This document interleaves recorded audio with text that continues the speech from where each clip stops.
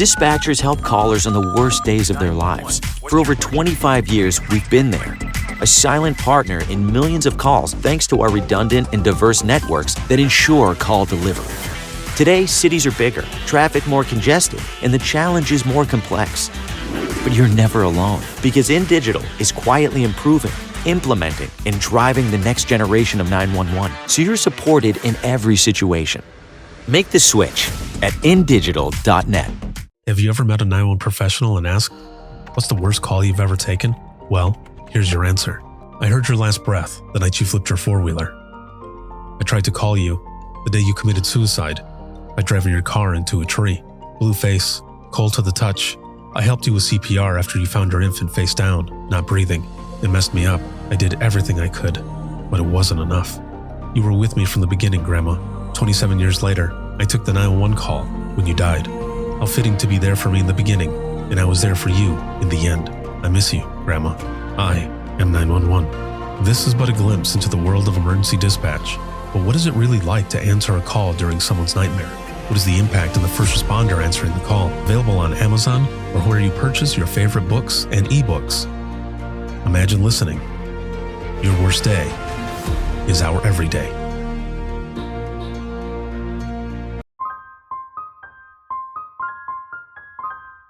This is Jordan, and you're listening to the Code 7 Podcast Network.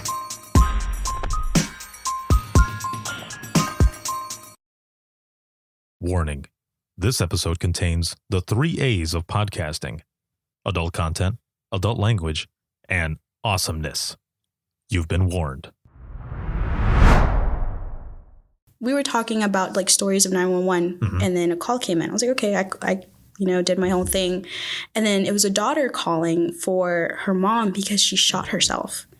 And I was in shock because that was my first call that I ever had that in 8 months that I started. And it was really, really scary. And I was like, oh my God, like I didn't know how to feel, but I was in the zone, did it, finished. My supervisor told me, hey, go take a walk. I was like, okay. I didn't feel anything at all.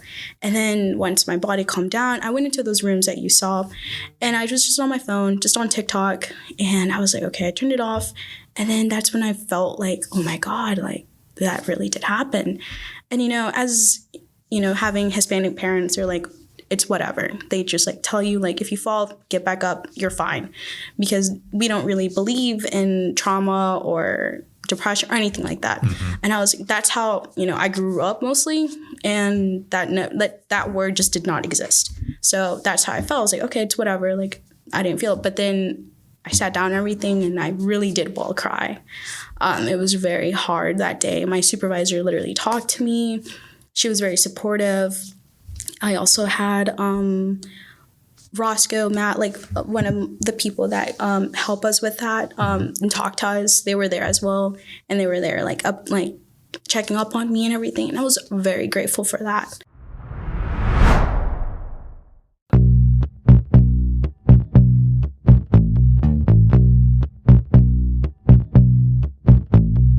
Welcome to Within the Trenches, true stories from the 911 dispatchers who live them.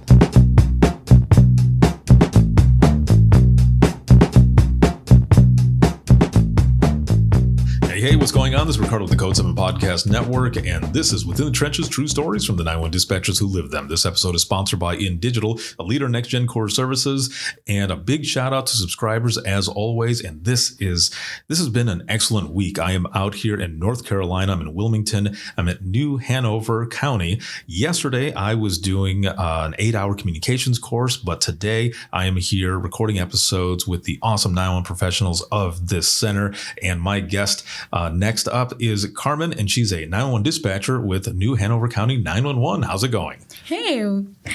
I am excited to have you here. We were just talking a bit and we were joking about so many different things. And I just want to say right off the bat, I am so glad that when I mentioned Blood In, Blood Out, that you knew what I was talking about, because that's like the ultimate Mexican movie. Absolutely. Literally. My dad, I was like 7. I was like, yeah, we're going to see this. I was like, okay. And then it's like 7, 8 at that age. My dad did not care. He was like, yeah, vamos a verlo. I was like, okay, chido. That is awesome. That movie, there are so many different quotes for it, but also like other people that have never watched it, like this is an epic movie. It's almost like 3.5 hours long. Yeah. Like it is crazy long. Yes. And also I think I forgot his name. When his cousin just came, like I think he got out of somewhere and his cousin was picking him up and he saw like the diverse and everything and he was telling I was like, yeah, bro, like Mexicans, Guatemalans, a bunch of people are like coming down. Yes. And that was just in the beginning. And then now, oh my gosh, it's like huge. Like everyone's coming now. Yes. Yeah. I'm pretty sure that was when Miklo, he gets out of prison and he's with his cousin Crucito. Crucito, yes. Yes. Yeah, man. Yeah. As you were explaining it, I could see the whole scene in my head. Exactly. I might have to actually just watch that when I get to the other hotel that I'm going to be going to after I go through all of these episodes. I'm going to be driving, I think it's about 5 hours from here to Hendersonville. And I'll be doing episodes in class over there as well. But I have tomorrow off. So I'm probably going to watch that movie because I love that movie. I know. I love that movie too. There's so many things to it. Yes. And then my sister was like, yeah, I just watched. I was like, hold up. You watched it? I was like, you're not even, how did you even know about this? I was like, oh, my friends. I was like, wow, dude, it's been that long. Yeah. I'm trying to remember. I think that movie was like in the 90s, 96, maybe something like that. Yeah. I was a teenager when I watched that one. And I still, like I said, my brother and my sisters and I, we will quote it like crazy. So we were talking about that in the beginning and everything, but I was down on the floor in the center and I was getting a tour and stuff. And I saw you there with several folks and everything. You guys have an excellent center, like just all of it, the way it's set up, the different rooms, the things that you can do. You guys got Pac-Man set up and a bunch of things in a different room just as to well. distract your mind. Right. Yeah. Because this job, this profession, there's a lot of things that happen that you have to be able to figure out how to work on you. And if you have something there to kind of distract you as well and focus on other things for a moment, that can get some a relief of that stress as well for what it is. So how did you get involved in public safety to begin with? To be honest with you, I was working at Indochine and I was like, you know what, I need to get out of this place. So I was looking for interpreter jobs. And I saw this job. At first, I was like, oh, you have to just translate. I was like, okay, I did not know it was 911 communications until I got the phone call. They're like, we'll like to, proceed. And I was like, okay, perfect. And I had to do a English and then a Spanish interview. And then the English was perfect, Spanish as well. Like the in-person one, that's when it was a little tricky because I had to translate. And funny story again, I was trying to translate, like I didn't know how to say county. So my ass literally said county in a Spanish accent because I did not know how to say it. Right. And I was like, oh, well, here it is. And then, but thank God, I was praying so much to God. I was like, please let me get this job.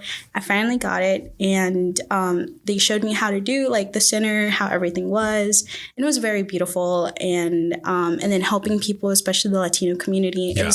I was very grateful, and the opportunity was just very special to me because, coming from, my parents are from Guatemala, and, seeing like when they first came, it was very hard because nobody spoke Spanish at all.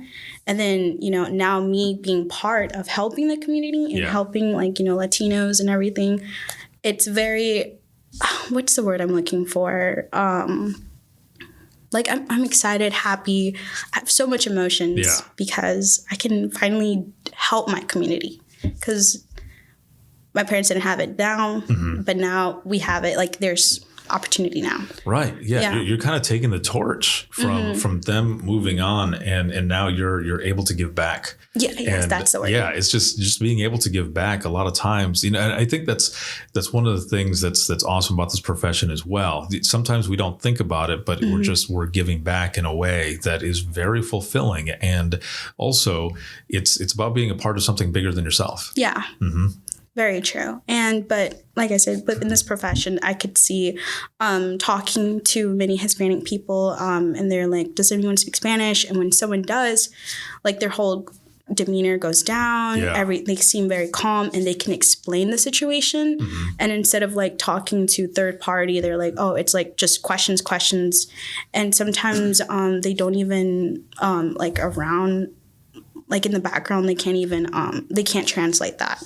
And then if I'm translating, I can definitely hear what's in the background, like what is going on, like the bigger picture than what the caller's really saying. Right. Yeah. And you're exactly right with the fact that, once someone knows that they're going to be speaking the same language, you're right. That nervousness or even hesitation to answer a question or whatever goes completely down. Otherwise, then they're freaking out because they're thinking, well, am I going to be able to have them understand what it is that I'm going through, that I'm basically living through my nightmare right now. And you're completely right. To be able to have someone that speaks their language as well, that comes down and you can probably get the information even faster than anybody else could. So you've got the interpretation and everything that you were going to be coming into, but that's what you were doing. You were going to be doing originally, right? How did you make the transition into dispatch, or did they just say, hey, we actually have a position in dispatch. Do you want to do this? Yeah, they well, at first I was part-time because, as translators, they were going to do part-time. Yeah. And then they were like, well, we if you want, you can do full-time. I was like, you know what? Like me and my friend were like, yeah, let's do it. Let's take a chance. Right. Because if we don't, we will never know if we like it or not. And I'd rather just do it than live in regret. So I was like, okay, I'm going to do it. So we did it. And at first I was just call taking, and then dispatch came for EMS. And they basically said, yeah, you're going to dispatch, but if there's a call in for Spanish, you can just, someone can easily hop in and just do dispatching while you translate. And I was like, okay, cool. And it's super cool because when I'm doing also EMS and someone like, if one of the EMS units needs someone to translate, I can definitely be on there. Like, yeah, this is what's going on, and talk to paramedics like right there and tell them what's going on and everything. That is awesome. Yeah. That's one of the things that I really loved when I was there as well. As you were saying about county and stuff. Yeah. And I had told you before we started recording, I had a few moments as well when I was translating, and because I didn't know the word for weapons. Yeah. So I'm just going through individual weapons, and I'm sure the person was like, why is he asking me all of these individual weapons? I know there's a word, and I had to Google it. I had to look it up because I didn't know. You know, a lot of it is like broken, like Spanglish and stuff, and so you'd say a word, and maybe the person knows, maybe they don't know, or maybe it means something completely different. Yeah. And they're just there thinking, well, I don't know why they asked me that or said that or something. But it was very cool to be able to have that extra bit to be able to help people because I had that knowledge as well.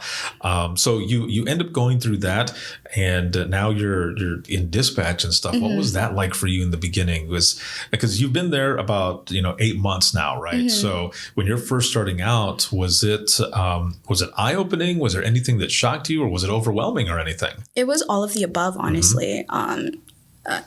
As a 25-year-old, like, it's a lot. You're handling your own crap, and then like them, it's just like with dispatching, it's a lot. And at first, I'm not gonna lie to you, I was like, whatever, like sweep under the rug. Yeah.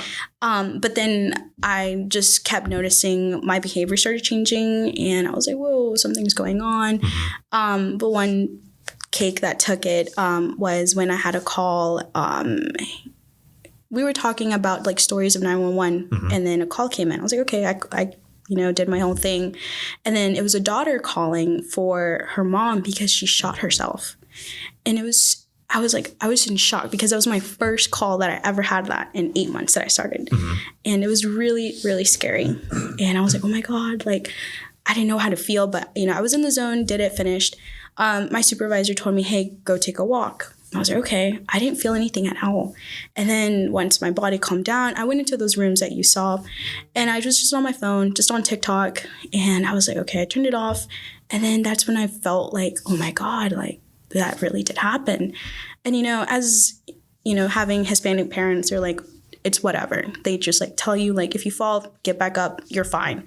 Because we don't really believe in trauma or depression or anything like that. And I was like, that's how, you know, I grew up mostly. And that word just did not exist. So that's how I felt. I was like, okay, it's whatever. Like, I didn't feel it. But then I sat down and everything, and I really did well cry. It was very hard that day. My supervisor literally talked to me. She was very supportive.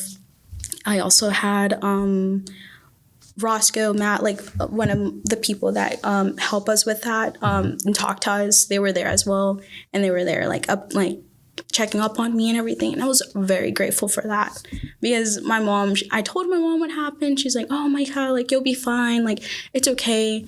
You're strong. You got this. I was like, okay, Mom. Like, she was very encouraging, Right, you know? yeah.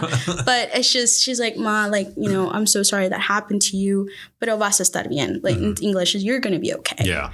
And I was like, okay, so that's whatever. But having my supervisor and all those people around me, it was just very, very calming. And I was just like, okay. And then it was really good.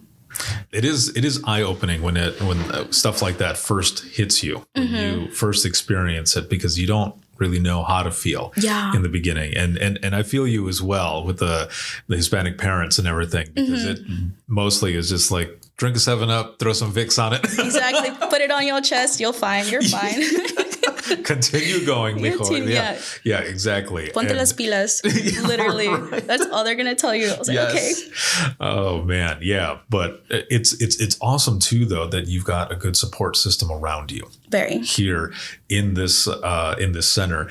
And things have changed a lot, because, you know, when I had first started, like there wasn't anything like that. There wasn't like, of course, the chief of police and the lieutenant, like they told us, you know, yeah, you're going to take some hard calls, but I mean, you know, you just kind of suck it up, really, and you go to the next one. And there wasn't a lot of talk about, this is how you're going to have to deal with it, or this is how you should try to deal with it, or, you know, go for a walk, or, you know, do this or that. Like, none of that was talked about. So I love hearing stories like this, where you end up having the support system around you and you feel better about it. But like you said, you know, in the beginning, you're just like, oh, what's going on? Yeah. And then slowly it starts coming, and then it hits, and you're like, whoa, this is not what I was expecting. Yeah.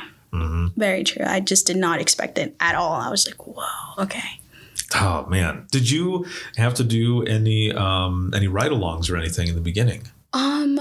Unfortunately, I did not. Oh, actually, yes, I did. Yes, I did. Yes. I got with the sheriffs. Yeah. It was really freaking cool. Right. Yeah. There are so some people that I've spoken to out of all these years that I've been doing this, some folks have said that when they went on their ride-along, nothing happened. And on my ride-alongs, a lot of different things happened, but one ride-along that I remember them all, but this one stands out. And this was when I was working in Florida, and I was riding with one of the officers, and she and I were sitting stationary, and we were just clocking cars as they were going by, and we were trying to guess how fast they were going. Yeah. And she was always getting them right. I was always like 3 or 4 off. I was like, damn it. And I was like, yeah, well, that's because you're trained that way, you know. Yeah, you know this. But we were waiting to see, obviously, if somebody was going to be speeding, and nothing was happening. And then the tones went off, and it was for a fight that was going on. So we were all excited. We're like, all right, lights and sirens. We start hauling ass, and we get to this dance hall. Yeah. And it was either a Friday or Saturday. Either way, it was on the weekend. And they were always having Mexican dances, and they had these bands that were coming in and stuff, which was always cool. Yeah. But that's where this fight was going on. Oh, and I was like, oh, what's going on? So we pull up, and as we pull up, there is a security guard holding on to this big old Mexican dude dressed all like the Hano style, like the cowboy hat, like everything, boots. And he is like yanking, like trying to get away from the security guard. Another guy comes walking out dressed the same, not doing anything, just following them. Yeah. Another security guard comes running out and just starts spraying him with pepper spray all over his face. And I'm thinking, as we're pulling up, God, you got to be careful. The guy wasn't doing anything. Like, Yeah. why are you spraying that guy? But here's the funny thing. I shouldn't laugh at this, but the guy starts covering his face and he starts screaming and yelling, "Ay Dios, ¿por qué Dios? ¿Por qué Dios?" Which translation in English is, "Oh God, why? Why God, why?" Why me? And I start laughing, and the officer, before she gets out, she looks at me and she's like, "Why are you laughing?" And I translated to her. I said, "This is what just happened." And she starts chuckling and she's like, "Oh my God, now I have to go out there. Now that's going to be in the back of my head." I was like, "Good luck. Have fun." Yeah. I'm not going to go in there. They might confuse me. Exactly. It was the most hilarious, but I felt bad for the guy because he wasn't even doing anything. Yeah. He was just walking out regular, and then, "Por qué Dios?" Like, that type of response is like something you would see on a TV show, like a comedy or something. And I don't think I would ever respond like that with something like, "Why God, why?" That was his 13th reason. Really? Yeah, that was something. So for my ride along, or the ride alongs that I did, that was one of the oones that sticks out, and that one just popped in my head because we've just been talking about different things, but that one was one of the ones that I will always remember. And that one specific officer, her and I still talk. We're friends on social media and stuff. And I'll every now and then send her a message and say, "Hey, did you remember that one guy that got sprayed?" And she'll respond. It's like the "Oh God, why God" person. Yes. I'm like, yes, that person right there. Oh man. And for those who are listening right now, I'm not exactly laughing at the person. It's the situation and what they said. So I always tell people that it's like, if we're ever laughing about a certain call or something like that, it's not about the people. We want to help the people. It's the specific situation, because sometimes these calls come in those situations that are happening. You got to think, like, is this real life? Yeah. Like, are you kidding me? Like, this is really happening. And it does. Yeah. It really happens. We take phone calls from people who are giving CPR to a birdcage. I swear to you, that was a call that someone told me about. I believe you. He said it was in Florida. I believe you. Anything out there. Oh yeah. It was, there've been all kinds of different things. But for you, going on to this 8 months, so are you off training or are you still in training? Oh, no, I'm off training, but since the whole, I'm doing EMS, now I'm going to train on fire. Yeah. So I'm going to transition to fire like very soon, which I'm excited and nervous. Yeah. And scared. Oh yeah, Mostly because scared. it's the radios, working like that. It's a completely different beast, especially when you're on there for police as well. So like for me, I did everything as well. We did all disciplines of public safety. So you start out on phones, and then you go to radios, then you do the NCIC stuff, and then you've got fire and EMS. But when you're doing fire and EMS, it's all at the same time with phones. Because you're doing it all at the same time. And then you move to just law enforcement and getting on the radio and not knowing exactly what to say. Yeah. That can be nerve-wracking. Very true.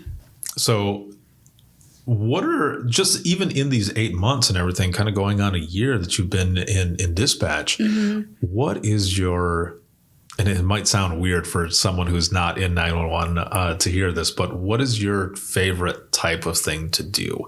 Has it been doing stuff on radio? Has it been taking phone calls? What is something that has, or is it all of the above? Does it all really interest you? Is it all kind of your favorite, so to speak? Honestly, I think all of it's my favorite.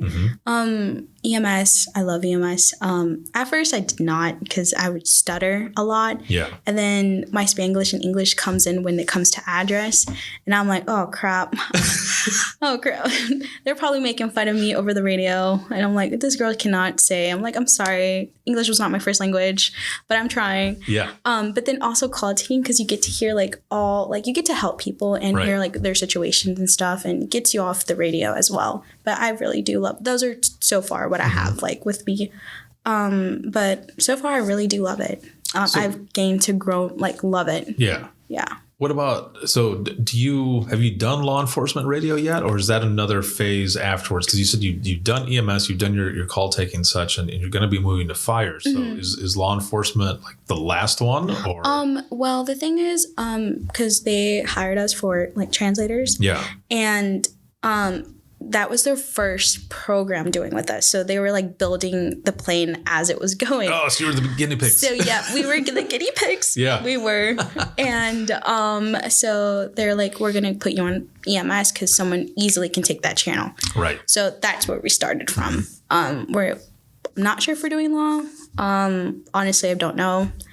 But I really do love EMS and EMS and call taking. I'm going to see how fire is. Then I'll come, if you do come back, I'll let you know. We'll have a continuation. Exactly. The only reason I ask is I always ask everyone, like, what's your favorite part and stuff? Because, like, for me, it was, I love taking phone calls, but I also loved being on law enforcement radio. But I will say that when you're on law enforcement radio, that first time that you hear one of them yell out, "I've got one running," it's like, oh, all right, here we go. Really? And it gets nuts. So, like, for us, what we would do, we had what was called Code 7. So our Code 7 meant that it's emergency traffic only on that specific channel, and everyone goes to a different channel. So if we heard somebody yell out, we would key up and then like hit the tone and then say, Allegan Central all stations, units under Code 7 until so-and-so advises or whatever. All other units go to whatever channel. Yeah. And so now I'm just listening and repeating back the traffic that the officer is saying as they're running. And it's just hearts just like, oh man, like hopefully everything, like just please God, help everyone come out okay. For sure. Yeah. But I do remember as we talk about EMS as well, some of the calls that would come in. And I remember one of the ones when I was in training, and I had taken a medical call. Yeah. And it was a guy, he was a truck driver, and he was at a rest area. Yeah. And he was in pain. And what was going on with him was he had gone to go use the bathroom, and he zipped himself into a zipper. And ouch. It was stuck in a zipper. And I'm just sitting there and I look over at my trainer, and she just kind of looks at me and is like, keep going. And I was like, okay. And I said, all right, we're going to get EMS heading out to you. And I put him on hold really quick so I can tone EMS. And I go to tone it, and I look at my trainer and I said, what do I say? Like, how do I actually put this out? Yeah. Like, because I knew my EMD protocol, I knew where to go. I said, but what exactly do I say? And she goes, well, just say that the person is having penis problems. Stop. And I said, okay. So I go over and I say it, and then I unkey and I turn around and look at her, and she's going, and I said, what? And she goes, I can't believe you said that. I said, you told me to say it. Exactly. I said, I'm your trainee. Exactly. I'm like, of course I'm gonna say it. Yeah. And she starts laughing, and she goes, well, it's out there now. I was like, well, it's not like I'm gonna get in trouble. I was like, you can say that on network TV too, because that's like the medical word is the term. I was like, it's not gonna. So the EMS keys up, and they're like, 10-4 Central will be en route. And I get back on the phone with the guy, and I'm like, EMS is going to go out. They're on their way. Do you want me to stay on the line with you? Do you feel comfortable if I stay on the line with you? Or he's like, no, like you've heard enough. If anything changes, I will call you. And I said, well, I was just going to tell you that. Yeah, I was just if anything changes, call me back. And we hung up, and I said, man, I better not get marked down on that, because you told me to say that. Exactly. What did she say? She just continued laughing, and she's like, if anything, I'll use that for training. I was like, okay, thanks a lot. Yeah. But, those are some of the things that I remember. Now, you mentioned a call that was kind of heavy in the beginning. And I know a lot of us have a bunch of them. But is there kind of a call that kind of sticks with you? That sticks with me? Honestly, I think that one was the one that really stuck with me. Huh? Yeah, that was the only one, honestly. Well, there was another one. It was I was call taking, and this guy said like, "Oh, my friend, he got crushed by a tree." I was like, "Okay," and turns out like a log fell on him, on his friend's head, and he died. And it was really hard hearing that. And I didn't know what to say. Like, well, I didn't know what the correct thing was to say at that. I was like, "Okay, sir, we are having help to you. Just stay on the line with me and just basically just stay on the line with me and EMS is on the way." Yeah. That's all I could really say. And I really just did not. It was like very nerve-wracking that day. Yeah, because some of those calls, right, some of those situations, they're unbelievable. Yeah. I like just listening to you say it, and I'm picturing it in my head and thinking, oh my God, like, I don't know how I would respond either. Yeah, it was like a Final Destination movie. I don't know if you've seen it. Right. Yeah. No. Yeah. That's a. And I was like, oh my God, like what? I just was on the line with him, and then he hung up, and he was on his friend, and EMS was already on the way, so they were getting closer. So I was like, okay, I'm just, and then I was just waiting, and he died. So. Yeah, some of those are exactly that is a good depiction, a description of some of these calls that come in. They're like that, where it's just so outrageous that you're like, that can't be true. Like I remember a guy, he's a friend of mine actually. He had taken a call that when he was telling me about it, I thought, I don't know how I would have responded. Like, of course I would respond, but I don't know how I would have responded in the situation. And really what it was, it was kind of similar where it was two friends, but this had to do with a wood chipper. And he called in and he goes, I need someone to come out here because I think my friend fell into this wood chipper. Oh my goodness. The other crazy thing about that though was that he said, this is the second time something like this has happened. Oh my gosh. With a different friend.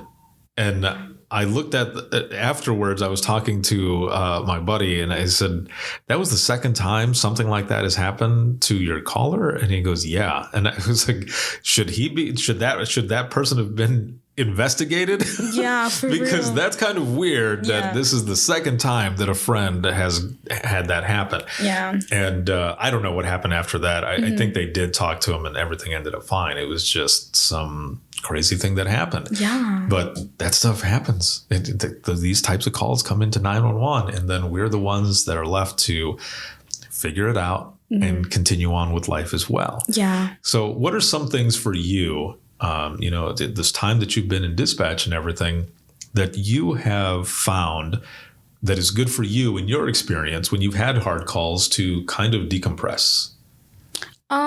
I literally just brain rot in TikTok. Literally. Hey, that's all I do. That's fine too. Yeah, that's good. That's literally all I do. Or I just go with my dog and just play with him and walk. That's literally it. I need to do something more productive for my brain, or just make jokes about it. Like dark humor has really helped, obviously.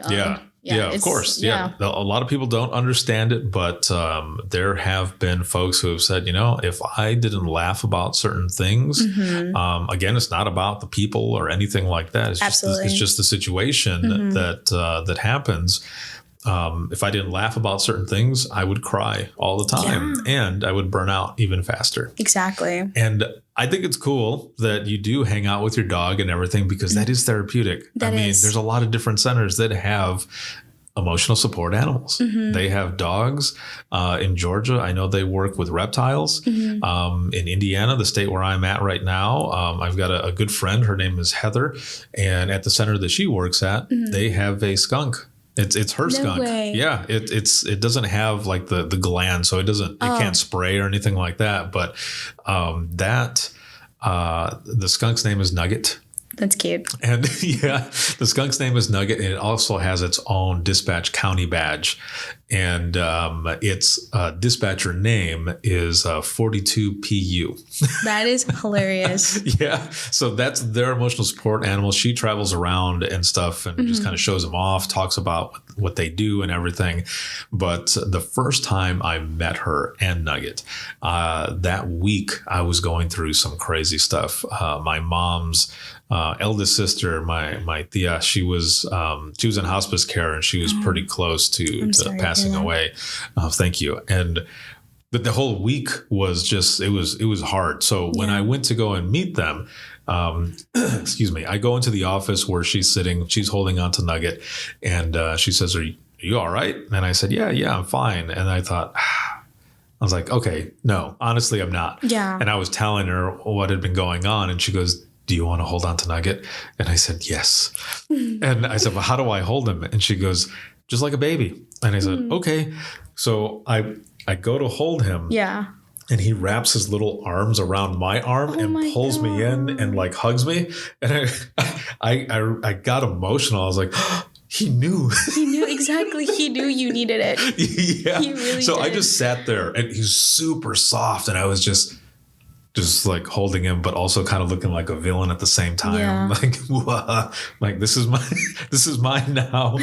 And but it was one of the coolest things. So there are a lot of different dispatch centers who have different animals. Yeah. So it's very cool that you have your dog as well to be able to do that. It has been awesome to have you on here and talk to you. And thank you for what you do in 911 and what you're going to continue to do, and especially for the Hispanic community in this area, that they have someone like you and can talk with them and share everything. Get them the help that they need and make them feel more calm. The fact that you can speak the same language. So thank you for what you do. Thank you for being on. This has been a lot of fun. Thank you so much. Thank you so much. This has been good. So if you can hang tight for just one moment here. And then for those who are watching and listening, if you have any comments, questions, or you ever want to be a guest on the show, you can email us, and that's going to be wttpodcast@gmail.com. You can be a guest on the show and find the email and social media and everything by simply going to links, and that's links with 2i's.co/WTT podcast. You'll find everything there. This episode has been sponsored by In Digital, a leader in next-gen core services. And then you can watch this on Facebook, as well as YouTube, LinkedIn, as well as X. And then you can listen 24/7 on Apple Podcasts, iHeartRadio, Spotify, your favorite podcasting app, and withinthetrenches.net. Have a good one, everyone, and we will see you all in the next one.